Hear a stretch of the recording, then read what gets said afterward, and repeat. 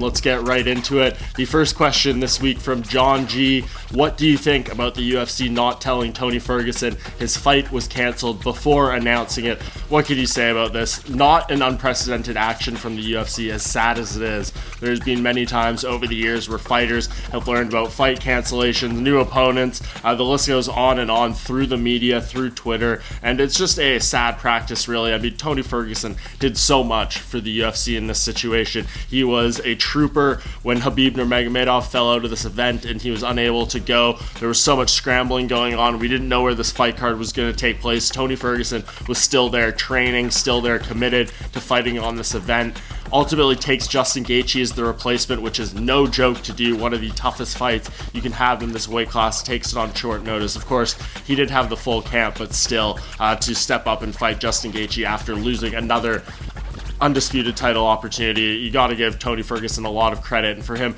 to not even get a phone call from Dana White or whoever it may be before putting this news in public is really sad, considering all he did. More than deserving of a heads up that this was going on. And I just think it's a really unfortunate action that the UFC pulled off here, and hopefully they can learn some sort of lesson that they should be keeping the athletes in the loop. But like I said, this is not an unprecedented move by them, so I imagine it'll happen again in the future.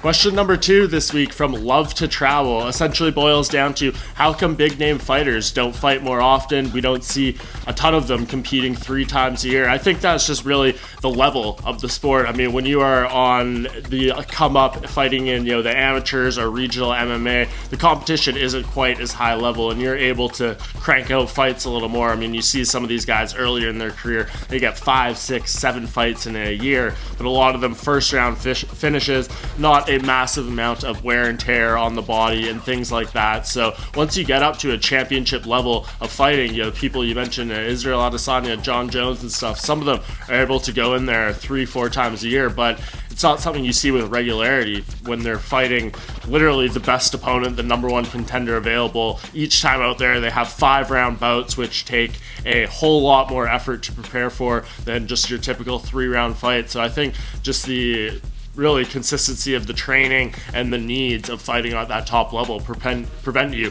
from fighting as often as we'd like to see some of these guys. Yes, there's a few outliers here and there, but I think it's pretty standard practice that we see champions fighting twice a year. It's great when it happens more, but I understand why they have to be really smart in taking their fights and be more selective and doing, 2, maybe 3 a year. And I think that's really just what it boils down to. Question number 3 this week, last but not least, from Abby Hebbs. As a MMA journalist, how do you keep busy in this MMA-less time period?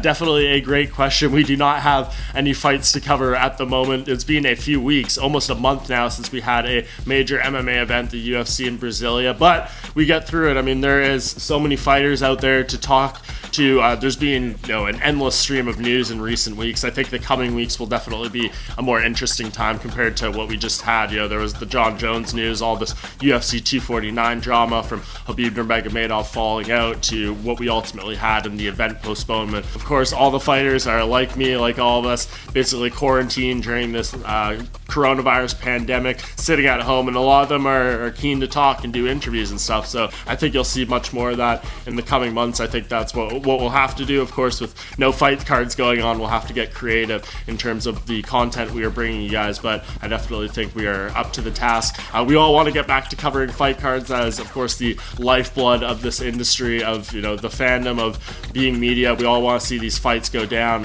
Who knows when that will ultimately end up being, but I think we have enough to do still during this fightless time to keep busy.